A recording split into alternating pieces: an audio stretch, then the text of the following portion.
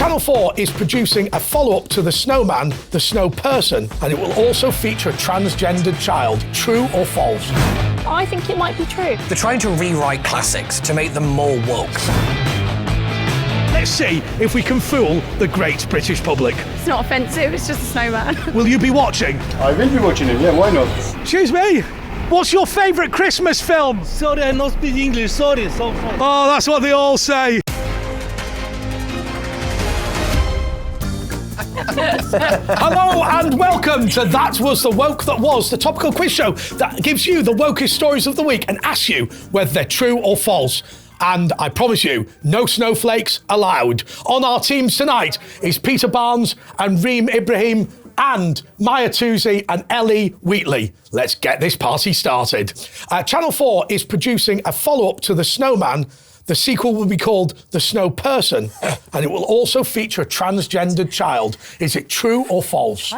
I think it might be true. And the reason why is the changes in the national curriculum at the moment, where we're seeing so much of this sort of, encouraging people to sort of be trans and sort of encouraging people to use person-first language and, we can't use their gender. So I think it might be true. It does sound like it could be true because it's Channel 4 to begin with, so there's always a strong chance. When everything Channel 4, it's usually true. What it really is when it comes to stories like this is they're trying to rewrite classics to make them more woke. I think that's the thing that really annoys most people on these kind of stories. There's so many kind of adaptations and kind of taking different sides of stories and things, which I don't really mind, but this one is done kind of deliberately to be woke. It's there to push that diversity agenda. And this is the thing, when it's shoved down people's throats, people instantly turn off. Do you know Channel 4 tried to rewrite War and Peace, and then they realised nobody had read it. Anyway. One issue is the cringy changes, like, the words. That's just one problem. The problem I have is that all these civil battles and everything else and progress that we made, whether it was feminism, whether it was the gay liberation, it was mostly focused on adults who were, basically aware, self-aware, not children. Yeah. These days, these new wokey battles are going towards where children are. Yeah. And that is a problem because they don't have the free choice. They don't have the adult kind of brain to actually decide. They haven't developed yet. When I was a kid, I wanted to be a boy because I was, climbing trees and riding horses. If I had been told, well, you can be, I probably said yes. Yeah. But I'm glad that I didn't, right? I'm glad that I didn't. So I think targeting children is wrong. Do you know something, Ellie? I was watching a programme about Tarrant County in America where they've taken over the school districts and they've banned all this wokeism, all of this transgendered, agenda. Are we overly paranoid about this stuff, or actually are we right to be worried? I think we are right to be worried, especially when it comes to children, as I say, because after 18, you're an adult. I absolutely fully support anyone who wants to, change their gender or their sexuality, etc. But under that age, you're figuring things out. You've got hormones. When you're going through puberty, you'll absolutely, have no idea really what's going on. So I think we should target adults, not children. Channel 4 is producing a follow-up to The Snowman called The Snow Person. Is it true or false? True. It is absolutely false. Yeah. We're winning. No points to you. I've been out and about in London attempting to prank people into believing that Channel 4 has remade The Snowman as The Snow Person. Let's see if we can fool the great British public. And The Snow Person has a transgendered child. Do you like it or not? It just seems a bit unnecessary. Why? Well, it's a snowman, isn't it? It's not offensive, it's just a snowman. And The Snow Person is transgendered. Is that something you're looking forward to? Absolutely. Oh, tell me the truth. Oh, I'll tell you what, Germans are not honest, are they? You little liar. Channel 4 are doing a follow-up to The Snowman called The Snow Person with a transgendered child. Will you be watching? I will be watching it, yeah, why not? I think he's lying, if I'm being totally honest. Right, I'm going to shut this window and I'll be back later for a tasty kebab. Extra chilli sauce. I'm walking in the air. I don't know the words to this song. Now listen, this is my favourite pizza shop, but do you actually watch my television show? Yes, of course. Yeah, I would. What time's it on? He doesn't watch it. He's just lying, isn't it? I've come in here regularly. Yeah. What's my name? Jamie. Do you even know what channel it's on? I know you. I know lots of customers. Channel 4 have decided to do a follow-up to The Snowman called The Snow Person, and The Snow Person is transgendered. Is that something you'll be watching? I think it'd be interesting watching. policemen, you can't call them policemen anymore. You know, they are police officers. Or parking wardens, you know, it's just... I don't call parking wardens. Oh no, we both call them but... Do you know, that was exactly the word I was thinking of. I need to go back and watch that now. I haven't seen it. But It was similar to, I'm walking through the air. You're wind up. I can't do this. Come on, do an impersonation of me. Come on, do an impersonation of me. No, you've got to get a bit more throaty. Got a bit.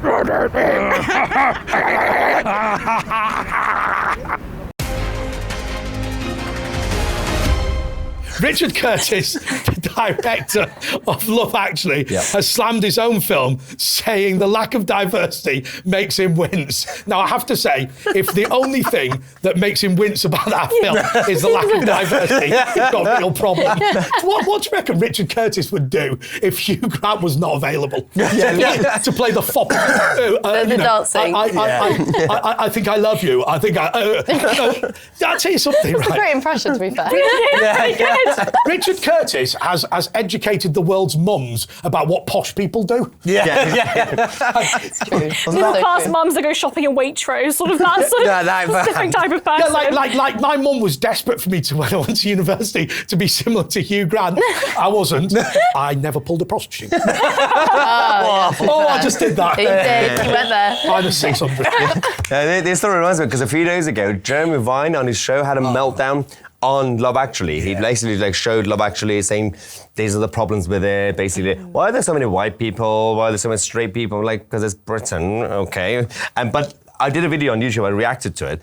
That the actual director and the creator of Love Actually, if he's having a meltdown, and these are the celebrities that tell you that they are the god of morality, but they don't even have good judgment. Clearly, they don't have good judgment. But do you know what I was about to say? But hang on a second. Wasn't the funeral of a gay guy? And then I realised it's a different film. It's a different film. It's like that's four weddings. To be fair, Keira Knightley's husband on it was black as well in Love Actually. Yeah. So they had a bit of Well, he was cheated on, so he was oppressed. Was he going That was bad. cheat on it? No. Like, she kissed the best friend. the one with black eyes. No, I'm sorry, that's a misread. She kissed to say, that's all you're getting now. Yeah, that's actually true. That is true. Right? I always felt sorry for him. Yeah, literally, I mean, nowadays, he'd have been done for stalking. Yeah. Yes. He was lest we forget, as best man, he followed around that wedding with Yeah. a Video camera. Video camera. He'd have been done for upskirting. Upskirting. Harassment. This is the thing. Yeah, that's right. What she'd have done is, she'd have gone, why is the video all of me? Lawsuit. I'll tell you what, that'll be worth 50 grand. And would have gone in her favour, as we know, with our current judicial system. But this is the thing. Richard Curtis has made millions from this movie. And all he has to do is give the money away. Yeah. If you don't like your film anymore, you think you're wrong, give the money away. And you know, Richard Curtis is like Gary Barlow. He's desperate for that now. Oh, yeah. He's desperate. He's been running that comic relief for years. I'm surprised he's not got one. I know. It must be something to do with the vetting. Yeah. Anyway, I've got no reason for saying that. No. Okay, so look. Oh, God, I hope this is false. But here we go. Has Richard Curtis had a go at Love Actually, saying that the film lacked diversity?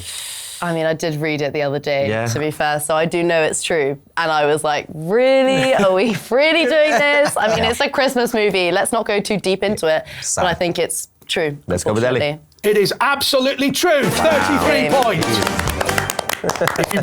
If you wanted real diversity, put somebody working class in a film. That's never going to happen.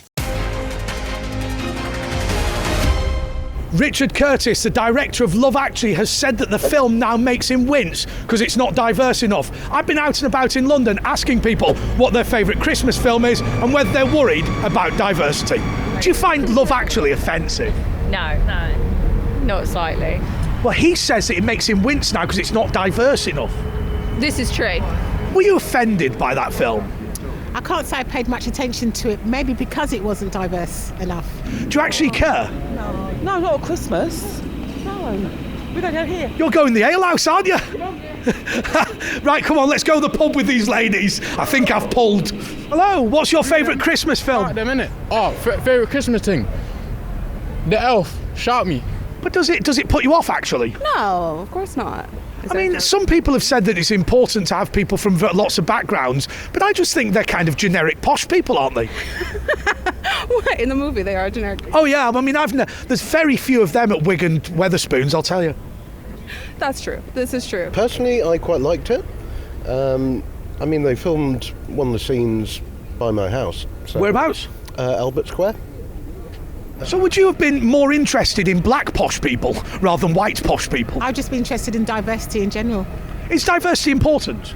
In this day and age, yeah, most definitely. I want to see people that look like me and represented by me, yeah, definitely. So as growing up, majority of the films were just predominantly white actors. So now, in this diamond age, with my grandchildren and my kids, it's nice to see people that look like me. Excuse me, what's your favourite Christmas film? Español, macho. What's talkTV in Spanish? Hablar. Hablar TV. Hablar TV. Hablar TV. Ay. Which is your favourite Wetherspoons branch? I don't know. I've only been to, oh, stop. I haven't been to that many. God bless the $14.95 large mixed grill with a pint. Oh! I haven't been to Wetherspoons enough times. I'm sorry. Sorry, what was that? That was just a noise. I haven't been to Wetherspoons enough times. I'm not a big fan, as much as I should be. What's your favourite Christmas film? Come on, let's open it. What's your favourite Christmas film? I don't know. I didn't decide it. Love Actually. Oh, I want to ask you about Love Actually because the director has said that it's not diverse enough and it makes him wince. Do you think that's fair? I don't know. She's been on the brew. She doesn't want to talk to me. I had a kebab here the other night. It was very good, actually. I prefer the chicken to the lamb. Yeah, we do the best kebabs in town, yeah. Well, I wouldn't go that far. What's your favourite Christmas film? Home Alone. No, Love Actually. Excuse me?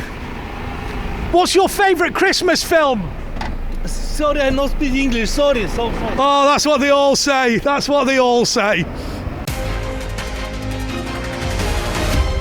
Here's the big one. Switzerland is planning to ban electric cars this winter if the country runs out of energy.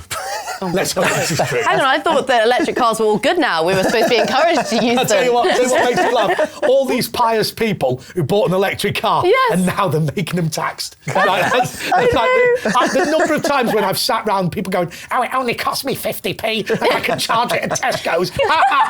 That's the beauty of all these renewables and green energies that were supposed to be the saviours. They're backfiring massively. And it's actually sad because I'm a free market capitalist and initially in the 20th century all these innovations came up on their own by enterprise and scientists and it was fine. It was coming up. The moment governments got involved in politicians because of their green agenda, but with subsidies and high taxes and this and that, and even just putting the face of government as the promoter, it just ruined it. Everything's going down now. But Maya, lest we forget when the government wanted us all to move to diesel because it emitted less CO2. And literally, it killed children in inner cities who were suffering from asthma. Oh, the polar bears are fine, but don't worry, we've killed little Mickey Mouse. And now they've changed their minds, and now you get charged with a diesel car. And I have a petrol car, and I'm not. But the dangerous particulates in the atmosphere are as a result of the government telling you to move to diesel because it's better for the environment, which was manifestly not true. So I think the principal problem here is whenever government tells you to do anything, do not listen. They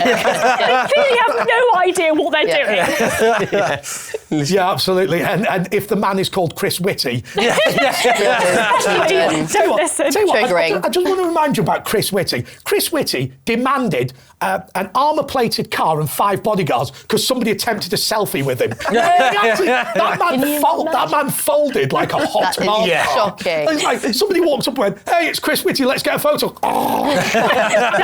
He's awful. Literally, he was there getting armour-plated vehicles and bodyguards. All he wanted was a bloody selfie. He had the bloke charged with assault. Put his arm around him. What a sad individual that man. No, it's completely wrong as well. It's the only reason I'm I feel slightly relaxed without being complacent about, obviously, the big stage, the big corporations and big lobbies who just want to do things, they have their own agendas, and everyone gets freaked out. Oh, by 2030, you won't own anything, you'll be happy. All those agendas. I'm slightly more relaxed about it because they can't get anything done. Yeah. They're going to end up staring apart, and then they can start attacking each other. Because they're so incompetent, they can't do anything. They can't even finish HS2. Do you think by 2030 they're going to be controlling everything? It's the great irony of that always reminds me. It always reminds me of these kind of, and I'm mates with them, all these civil liberties people who go, we don't want the government to collect data because they'll spy on us. No, they'll just lose the data. They will not spy on you. They've got no idea what they're doing. It's the great. Literally, what they'll do is they'll get every piece of data, stick it on a USB memory stick, and leave it on the 580 to Catherine. That's what will happen to it. It's the funny thing about conspiracy theories, isn't it? You're relying on people you think are the most incompetent to suddenly do something incredibly competent. Literally, you can't get somebody to have a selfie with you without demanding bodyguards, and you're going to spy on people. Not going to happen. No, but with this story, it's all to do with these kind of packages for rolling blackouts and energy crisis and all this kind of stuff. And I do have to admit, I do find it quite funny that, like you said, we were all encouraged to buy these electric cars, and now you can't run them anywhere. It is. It's just this whole stuff is mental. Switzerland's like really dependent on renewable energy. I think 60% of their domestic energy sources from hydropower. So of course, if they run out of it, they don't really have much other options. Do you know what I thought you were going to say, Ellie? Go on. I thought you were going to say Switzerland's really dependent on chocolate, clocks, and gold. I knew you were going to say that. I thought it was going to be an unacceptable joke about gold reserves. So well done for not. I held my tongue. I have to say though, I went to Switzerland, and it's like a right-wing utopia. It's not a real country. They've got all these cantons, which are effectively like independent countries. Canton means county. Basically, they compete against each other for low tax. So if you're a communist and you want to pay like high taxes, you can go to the high tax bit. If you want to pay no taxes, then you go to the low tax bit. Result. But apparently it's really boring. Boris Johnson always said Geneva's the best advertisement for London. It's not the most fun place, but the quality of the chocolate's quite good. They don't have GAY late, does it? Don't. No, we're not going back there. If anyone says the words porn idol, it's not happening. It's not happening. Okay, so is Switzerland planning to ban electric cars this winter? No. Up to you. Okay, let's just... everything's going crazy, so yes. Okay. I can't believe it. It's true. Now that's got to be 5,324 points.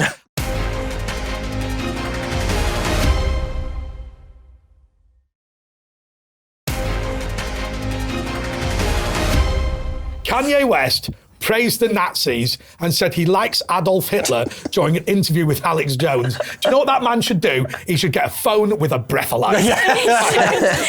That man has some serious issues, and I think we've seen across time he has been. I actually do think it's true. But I think what was probably the case is that he was somehow making some kind of obscure comparison to Hitler and sort of made these sort of weird comparisons. So I think it actually might be true. I think that man is crazy. I know for a fact this is true because the funniest thing about that interview was the fact he wore like a black hood over his face as he did it. Like you said, that man has some serious mental health problems, and I do agree he shouldn't be allowed anywhere near a phone. Well, the other thing about that interview was that he claimed that Adolf Hitler invented microphones. He's bipolar. He has gone bonkers. And he's not taking his meds. Right, hear me out on this. It's not that bad. My favourite Hitler story. God, I'm not joking, right? Not do that. My favourite Hitler story was when Julia Hartley-Brewer got Ken Livingstone on The Breakfast Show, and she said, Ken, can you go through an entire interview without mentioning Adolf Hitler? And he went, when Mr. H led Germany. Literally, what is your problem? You're just obsessed. Can you imagine what Kim Kardashian is sitting thinking, oh my God, my ex-husband is literally supporting like Hitler. Like, I feel like she got out. She's like, I'm so glad I got out of that situation, but what is she thinking? I mean, her poor kids as well. I mean, the other thing that's amazing about Kanye West is that he's been banned from Twitter since Elon Musk took over. Elon Musk has literally just brought everyone back. Yeah, and he's like, no, Kanye. He's crossed the line, that's the thing. And the thing is not about freedom of speech, it's about freedom of reach. Because he has so many millions of followers, and at will, he can say something like this, which might spark, a couple of people to think various things and do various things. I think it's right that Elon Musk, he can say it in his own home maybe, I mean, I disagree with private property rights. Yeah, exactly. You could say you could do the Nazi salute in your own home, but you can't do it on Twitter. Yeah, I think so. When you have so many followers as well and such a huge platform. You are right. I do think they have a kind of responsibility when you've got such a large platform. Even actual neo-Nazis wouldn't go out there public and say Hitler was like a great guy. Yeah. 1, 2.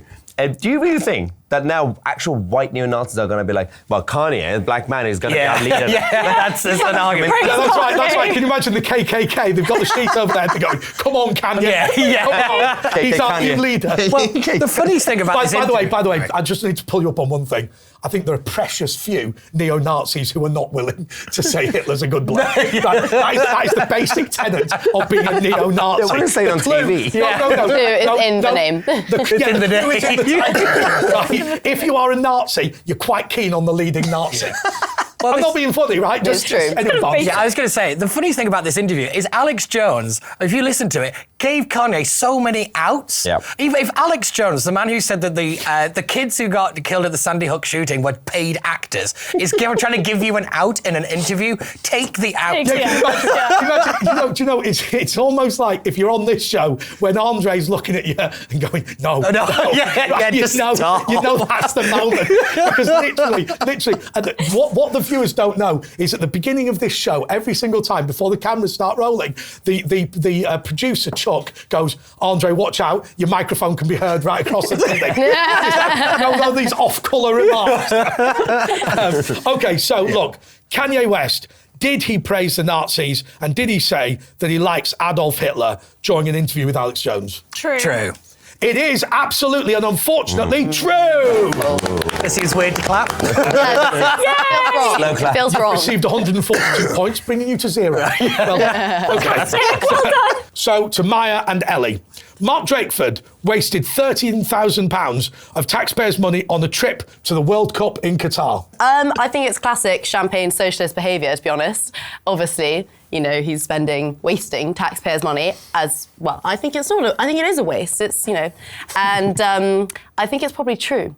Because I think it's classic to watch his own nation lose, by the way, which is like not really worth it, an extra waste. So it's okay, Ellie. It's clear that you've seen this in the newspapers, right? Is there not an argument to say that he is the First Minister and we penny pinch so much? Shouldn't he represent his nation when they're playing in the World Cup? No, because we don't have separate heads of states for England or Wales, for example. Either send members of the royal family, like Prince William and others, to represent basically both England and Wales, or someone from the FA. Like you can't really say the head of government in this country.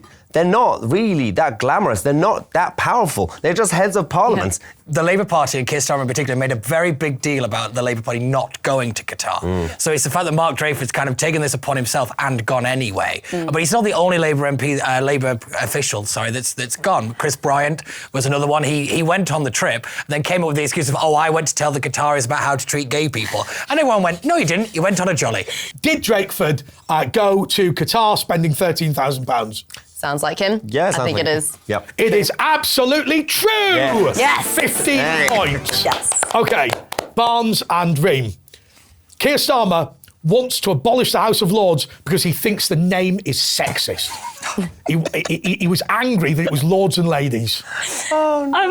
I'm going to say that's false, purely because I know for a fact that he wants to abolish the House of Lords because he thinks it's a sort of elitist institution and all that jibber jabber. I think and he wants to make it an elected institution. So I think it's maybe not to do with the sort of Lord and Lady. I think he'd quite fancy himself as a Lord. So I don't think that's the reason. If you're worried about privileged old relics, why bring back Gordon Brown? I know.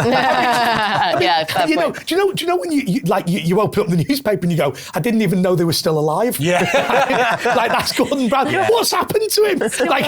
He's just been dusted off for another go. That was the thing. I'll tell you what he's like. Do you remember the film The Running Man where Captain Freedom comes out of retirement to take on Arnold Schwarzenegger? Your references are so out there. Where'd you get them from? What do you do in your spare time? Nothing. No. What do I do in my spare time? Nothing, obviously. This is the funny thing about this story, is that when he was giving this speech, Gordon Brown was sat there, and it really did look like it was take your son to work day. You know, Keir Starmer was there trying to look like all important, like with a proud dad sat behind. It was like, it looked ridiculous. But yeah, you are right. So he wants to abolish the House of Lords. He wants to give power back to the people. If you believe a word of it, at this point, I can't help you. Actually, Barnsley, I do believe it, and I'm really worried about it, because if you remember what they did in the European Parliament elections, forget whether you like the EU or not, whichever way you voted, it was always the same result. What they will do is they will atomise the United Kingdom, and they'll just ensure that every region has the same number of delegates, thus ensuring that Labour win every single election. Yeah, that's true. You have to be careful when anybody's promising more devolution. It's devolution to their people, not to the actual people. But you know, Barnes, you and I are from Greater Manchester, albeit the outskirts. You know, I think devolution has been deeply damaging to Greater Manchester. You know, when you look at what I call, the auction of piety during COVID. You know, when Sturgeon shut the schools, Mark Drakeford wants to shut the schools and the supermarkets, and then Andy Burnham wants to shut the schools, the supermarkets, and I don't know, the churches, right? And it just went on, and I was convinced by that whole thing. In the end, if we keep going, there'll be like 4 people in Berkshire that pay the bill for all this, because they're all sat around going, I think it's a disgrace. Pay me. Give me the money. Andy Burnham, I'll tell you what, I think it's disgusting the way that London's not sent us as much money as I want. You know, and it's like literally... Well, they're always asking for more money, aren't they? That's the entire point of devolution, is essentially a cash handout from the national government. But Burnham's number one policy during COVID was to destroy the economy in Greater Manchester and hand the bill to 4 people in Hampshire. Yeah, pretty much. But yeah, you are right. The original idea behind devolution is just... let's blame other people. Like, let's just pass the blame around. The idea that everything's going to be more efficient is just laughable. You know, local government's pretty much a mess as it is anyway. Do you know what the good idea is? Let's put more government in place. What we want is efficient government, not more government. And also, I'll tell you what... Small government, less government, not more of it. I appreciate this is niche, but I bet there'll be examples right across the country. Goulburn Station in Greater Manchester has been funded by the government already. The reason it's not being built is because Andy Burnham, the Mayor of Greater Manchester, will not build it until after the general election, because he wants the Conservative MP to lose. Well, there's devolution for you. It's also, there's this fake outrage about the House of Lords not being elected. So in the name of democracy, we're going to give you fake democracy. The real issue is that we have a chamber that's elected, House of Commons. If you want to focus on democracy, focus on that. The fact that nobody actually, not even a member, voted for Rishi Sunak, and now the person running the agenda is Jeremy Hunt. In the Labour Party, it's Gordon Brown now running the agenda, not even Keir Starmer. So it's not even the leaders that are not elected, it's the person behind the leader. But I also think it's quite important to have like a House of Lords which has experts in their field to make sure that, and obviously not every politician is an expert, as we have well seen. Really. Yeah, pretty much none of them. And of course, they're swayed on public opinion, whereas, of course, House of Lords aren't. So I think it's really important to have the two. Does Keir Starmer want to abolish the House of Lords because it's sexist? False. Yeah. It is absolutely false. 58 points. Well done.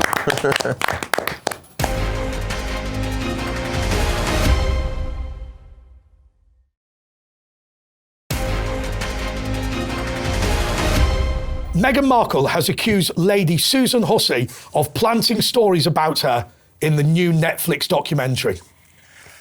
She's got to be involved somehow. Yeah, I've got to say. I'm so bored of this. I'm so glad you said that. I am sick to the back teeth of these two. I just don't care what they have to say anymore. I tell you what they are. They're the human equivalent of people who check in at like a hospital and then they don't tell you why they're at hospital on social media. And they're looking for the attention underneath. That's what they are. I'll tell you what I hate. I hate the armchair philosophers. Like they post those things going things like, just believe in yourself and your dreams will come true. They won't. No, they won't. It doesn't work. I guarantee you, if your self-worth is based on publishing little emojis about philosophy, then you're probably screwed. Yeah, that's true. But no, this is the thing with these two. They're looking for attention. It doesn't surprise me that she's made these claims, but the fundamental thing is, does anybody believe a thing that comes out of her mouth anymore? And it's rich coming from Meghan saying that, wow, Lady Hussey is basically the reason that people are started saying mean things about me. You literally are the reason that people started saying mean things about her. I'll tell you what really upsets me about Lady Hussey, right? On the 10 o'clock news, on the day that she was accused of being racist, I'm not joking, this is genuinely true, the 10 o'clock news showed her walking along with an Asian lady. That lady was the mayoress of the Royal Borough of Windsor and Maidenhead at the time, Naheed Majid. Naheed Majid had worked closely with Lady Hussey. She issued a statement saying, Lady Hussey is not a racist. I've spent time with her. I'm literally on the 10 o'clock news talking about her. I sent the statement out. How many news outlets, for bonus points, do you think ran the statement from somebody who genuinely knew her, who's of Pakistani descent, saying she wasn't a racist? None. Has Meghan Markle accused Lady Susan Hussey of planting stories about her? Yes, true. Thank God it's actually false. Oh, they will though. Not yet, but they will. Yeah, do you know what? She'll do it next week. Yeah. Do you know what I'm going to do? I'm going to give you the points because that will become true. We predicted the future, so I think that's what's happened. It's almost like when you watch these old quiz shows on Challenge TV, and like the question has become true. No, you're getting the points. It's only a matter of time. Okay, so the next question. Thank God we're going to this side, is Peter Barnes was blocked this week on Twitter by the Mayor of West Yorkshire, Tracy Brabin. Okay, I've known Peter Barnes for about 11 years. He's said and done many, many evil things.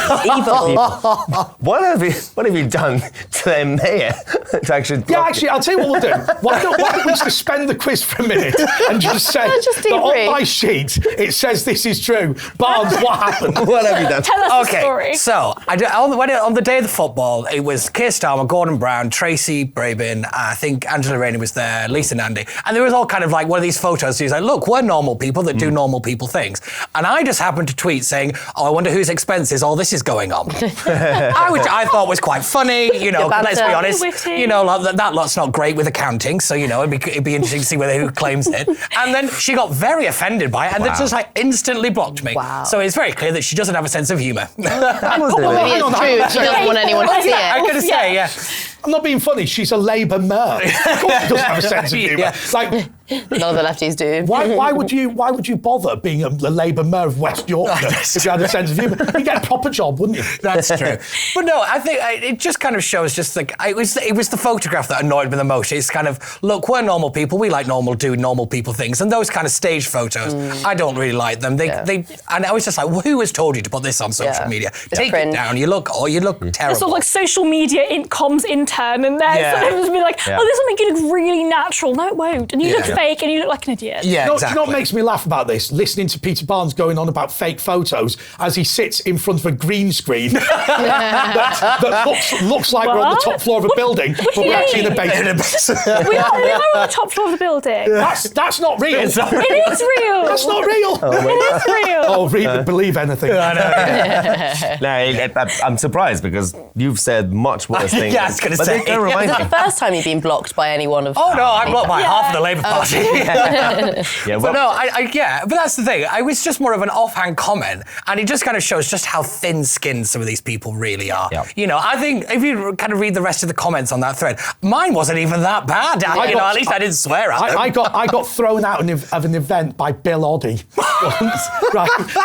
Now I think what happened was quite funny, but Oddie was doing an event in the House of Commons terrace for the prevention of cruelty to birds. Right.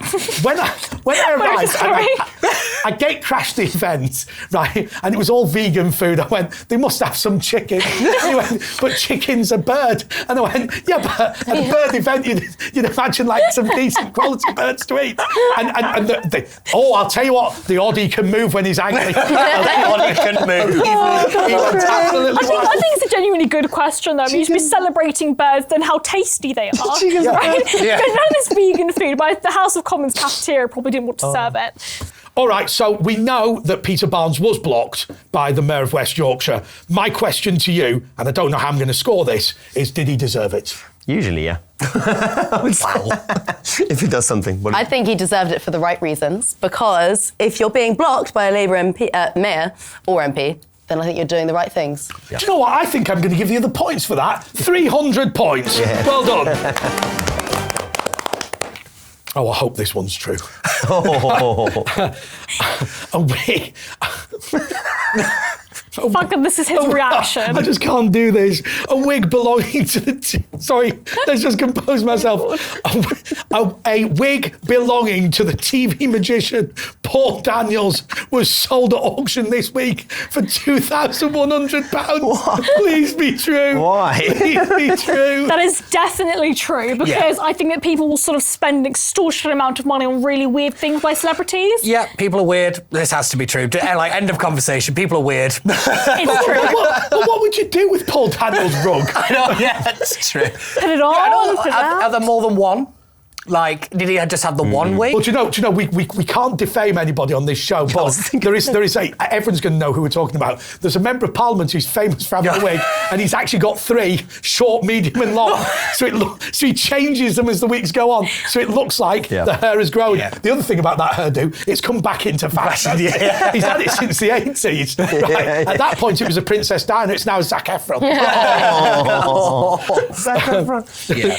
Okay. Would you buy Paul Daniels' wig? I personally wouldn't, but I know that a lot of people will probably think, oh my God, I'm wearing Paul Daniels' wig, and sort of parade around the house with it on. I think it's definitely true, because people would definitely buy, spend this money. Sorry, Reem. I think you think this is true, don't you? But I'll repeat the question anyway. A wig belonging to the TV magician Paul Daniels was sold at auction this week for £2,100. True. It is, sadly, true. Okay. People are weird. 86 points. Making it up. Okay. The University of Chicago has postponed a class called The Problem of Whiteness after it was branded racist by critics. Okay, I'm going to speak here because I'm at a university at the moment, and I 100% think this is true. I had 2 terms last year where I learnt in politics white ignorance, of course, black rights / white wrongs, and there was no other sort of part of the syllabus where you could talk about anything that goes against this sort of narrative. And I have a lot of British friends who are not white, and they just thought it was so patronising to them. They hated it, and they were like, why are we here at university learning? So I think that's 100% true, and I'm impressed that someone has, I'll tell you what amazed me. I had a friend of mine who told me a great story from the 1980s, that he went to Birmingham University and he wanted to join the African Society, right? And literally walked up, he said, hello, I'd like to join the African Society. They went, you can't, you're white. He went, I'm from Johannesburg. Where are you from? And the bloke went, Solihull.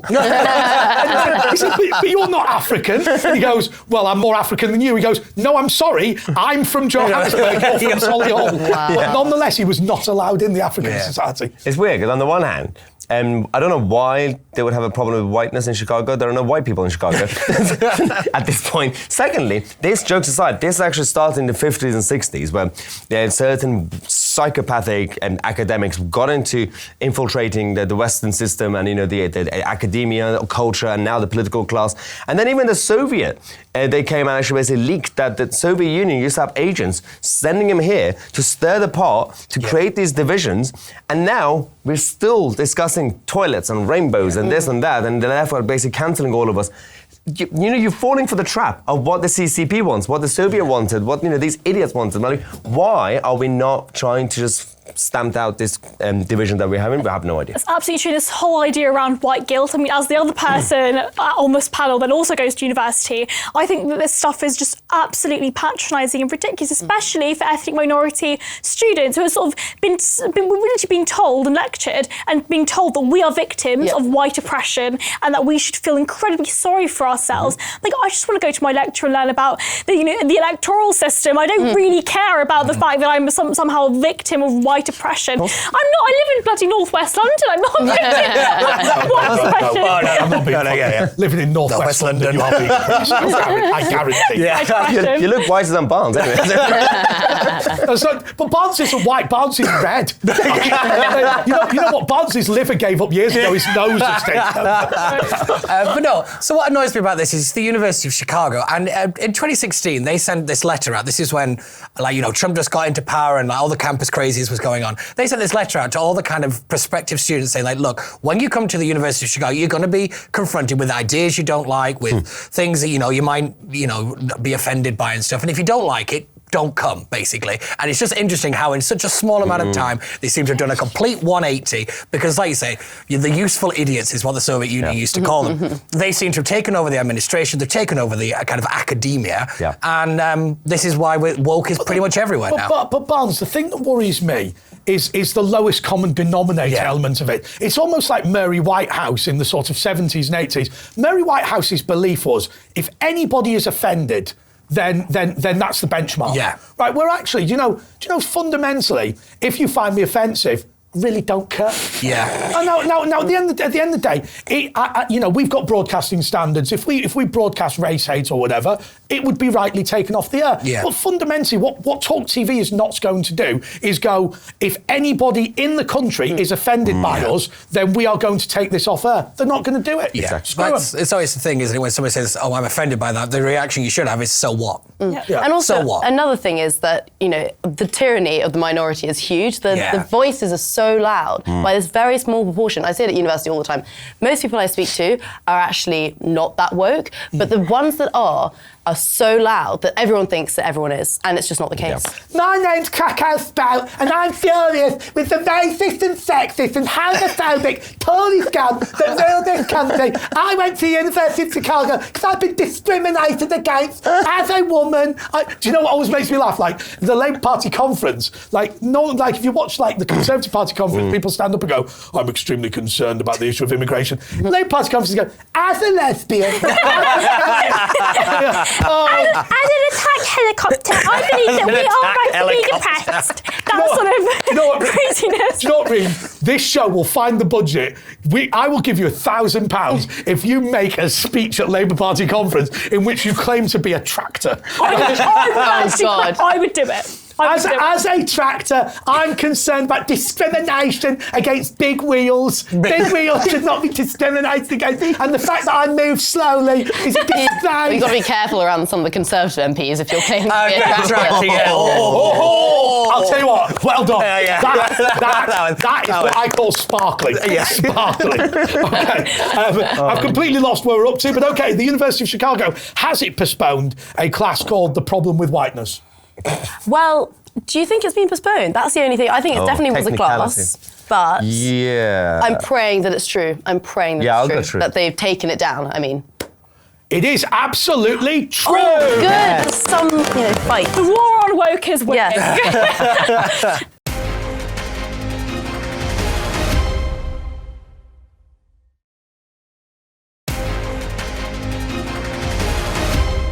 Elon Musk claims that Twitter attempted to suppress the story about Hunter Biden's laptop in the weeks before the 2020 election because they were worried Biden would lose to Trump. I'll tell you what amazes me about Twitter in those days, right? If you would get banned for telling the truth about Hunter Biden, right? If you lied about Trump, you were fine. Yeah, so this is the thing with this story. It was done on a series of tweets by a guy called Matt Taibbi, who used to work for Rolling Stone. And he's basically worked with Twitter with all these, the Twitter files is what they're calling it in America. Hashtag Twitter files all over the place. Apart from anywhere in the mainstream media, which is the most interesting bit of this story, how nobody in the mainstream, either in this country or in America, has really covered this story with the seriousness that it deserves. Because what it is it's one political party, using social media to silence opposition on any amount of criticism. It is terrifying. This story is really serious and nobody has covered it. It is it's shameful. But Reem, I know you're a libertarian, so I want to take your view on this.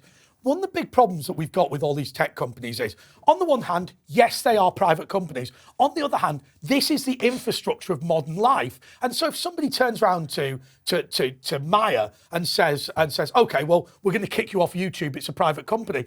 Fundamentally, there isn't really an alternative. What is the balance there? You're right, there is a balance. I do think that fundamentally that these companies should be doing what's best for the people and for their consumers. And actually, I think that a lot of people that are watching YouTube videos and absolutely love Maya's videos, as I'm sure they do. Well, okay, so then you don't. Then that's how the free market works, right? You don't like it. No, I do. I just wish to offend him. Okay. Are you offended, Maya?